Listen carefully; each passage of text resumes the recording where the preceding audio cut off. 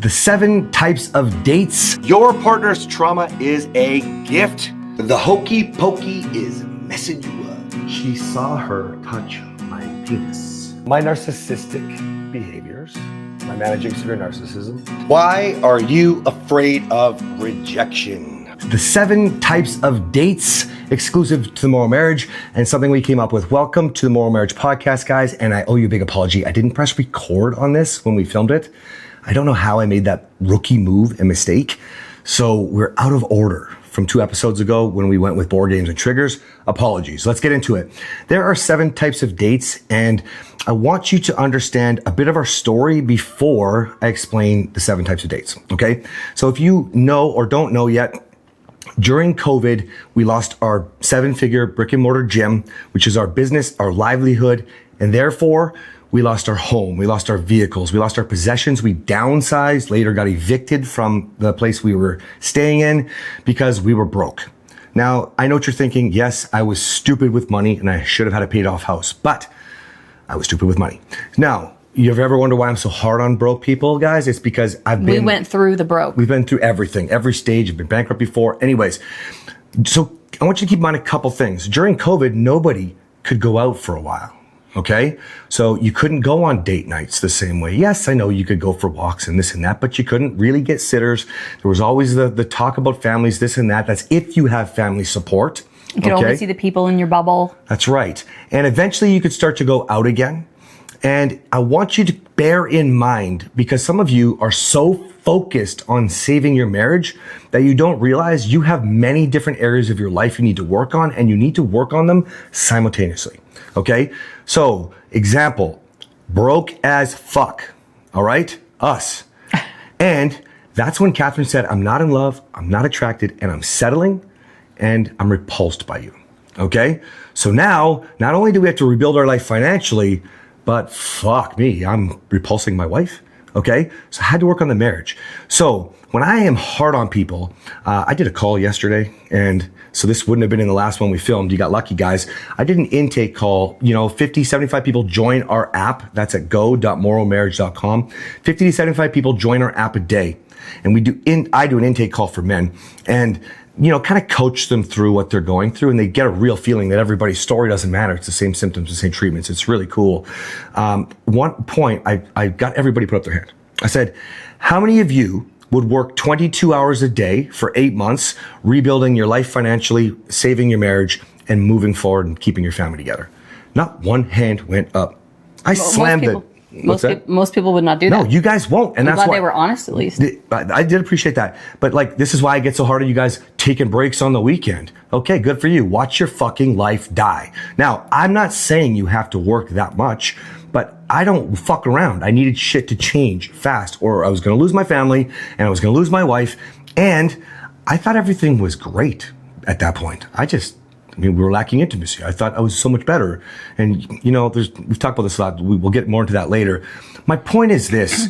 You don't necessarily have to stay up all day and night to save your marriage, to get your life on track. But you need to come up with ways to connect and rebuild your life. Okay?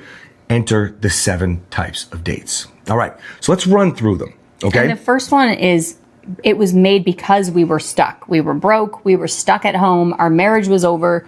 We had no money. I already said that. We were broke. Yeah. Yeah. It was that bad. You make $1 million a year and then you have nothing. And then we went to nothing. Actually, we went from making $1 million a year to $200,000 in debt that year. That's true. Yes. So, all right. So mini dates. That is 3 to 10 minutes where you just try to connect with your partner. Okay.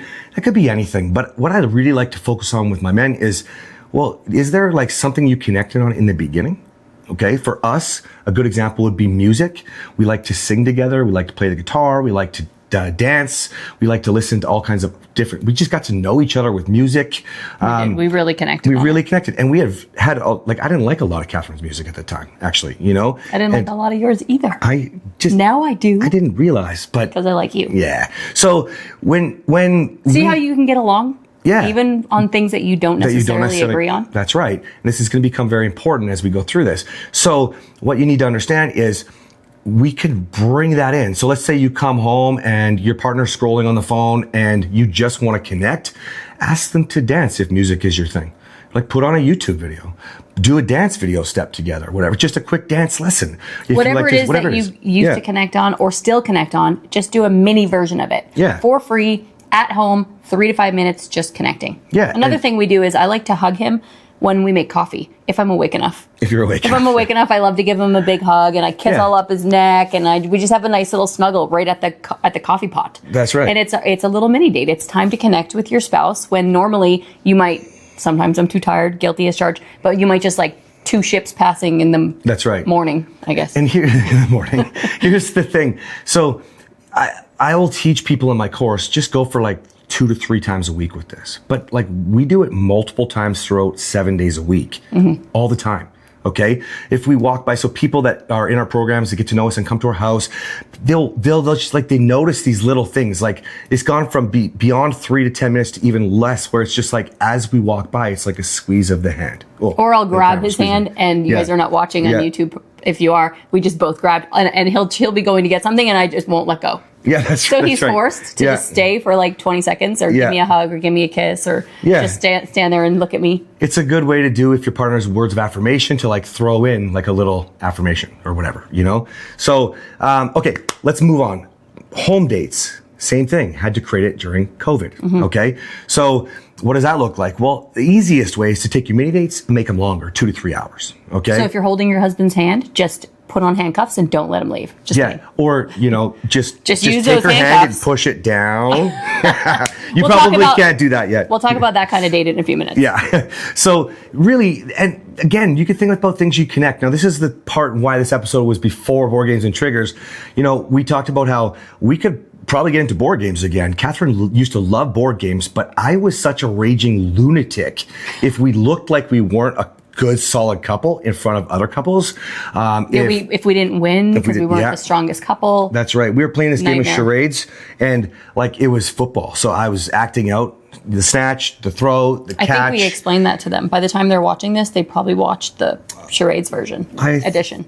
Oh, right. That's right. Apologies, We're out guys. of order Out of today. order. I'm so sorry. All right. So anyways, you can find things that you used to connect on and make them longer, or bring back things that do take more time, right? That dance lesson I gave as an example, you could literally like just do an hour of dance lesson. you And know? we'll watch a reality TV show. It might only be 30 minutes or an hour, but we will pause and talk about it. So we're not just sitting there zoned out and zoned on each other and zoned in on the TV. We're zoned in on the TV, and then we pause it and we zone in on each other and we talk about what we're watching.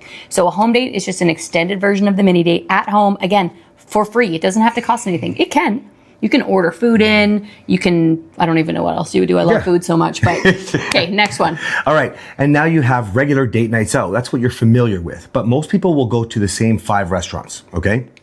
And if you're adventurous, you might look for events in town and this and that. But, you know, we like to go to the same places all the time because we like, you know, going there and they know what drink you want. They, you know, they recognize like your to be name. regulars. Yeah, it's just, it's fun for us. Community. We get to build relationships. We like that. Obviously, we're in the relationship business, but we still go try new places. Yes. We're constantly looking at what events are going on in our town. Actually, we're going to go to a concert in a couple months. We haven't done that in years. Like, you know, so you find more exciting things instead of being just the regular mundane place, awkward conversation. See, you'll have more to talk about if you try new things. So you can still have the things you're comfortable with, but at least try to introduce something a little bit different occasionally. We talked about that water park or something the other day and was like, that's a good family date because date nights out can be with your family too. Yes. So can home dates, so can mini dates, okay? So can the next one. Traincations. That's something I came up with. Actually, I think you might have come up with it and I just adopted it. But, you know, so. Well, I definitely was the queen of it. You named it. Okay, there we go. So Yes. you go out for that date night out, but then there's a surprise stop. Or, hey, what do you think about going to that little wine bar? I think it was mostly like, do we have to go home yet? That's true. Can we please stay later? And Yeah. then he'd be like, okay, where are we going? And so we'd make multiple stops. So That's it's the right. same as a regular date night out, only you go to multiple places. It can be planned. It can be a surprise. Yeah. It can be spur of the moment.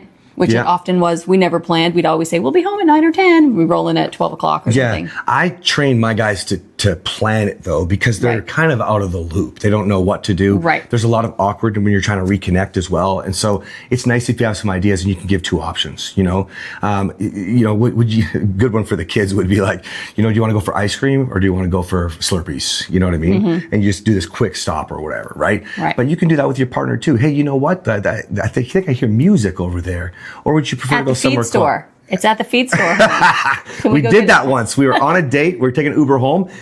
Uber driver whipped around. We got a rooster or chicken. I don't remember which one, hen or rooster. Anyways, we picked up an animal, a chicken, from the feed store before we went home.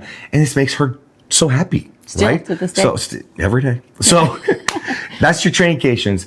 The next one is going to be your overnights. Okay. Overnights is like 1 to 2 nights. Okay. Now, can I interrupt for a second? Yeah. So if you don't have a babysitter, one of the things that we forgot to talk about, because some people are like, well, we don't have money for a babysitter.